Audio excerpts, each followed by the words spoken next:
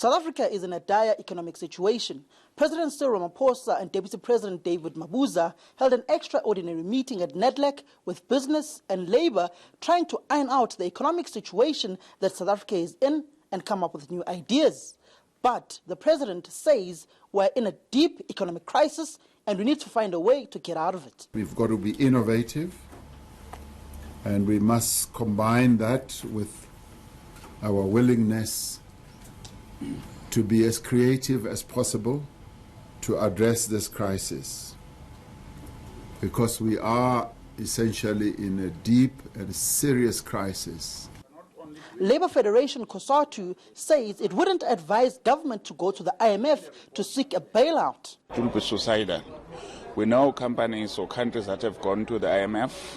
It's been a disaster for workers, have been disaster for the cities, and have been disaster for the company. IMF is like when you go in there, you are going for a very long overhaul. You are not going to come up and be able to sustain. Many countries in Africa who have gone through the IMF route for bailout, they never came out. Even today, they still feel the pains of the bailout.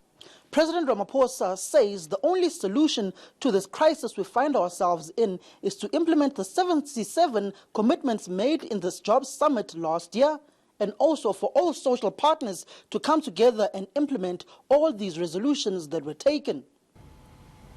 We are called upon to come up with a whole number of solutions, and some of those must mean that we've got to be innovative, and we must combine that with our willingness to be as creative as possible to address this crisis.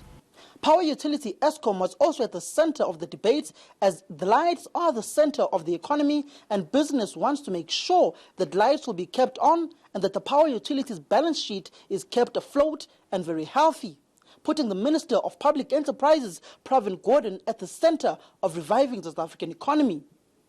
Samkele Masego, NEDLAC, Rosebank.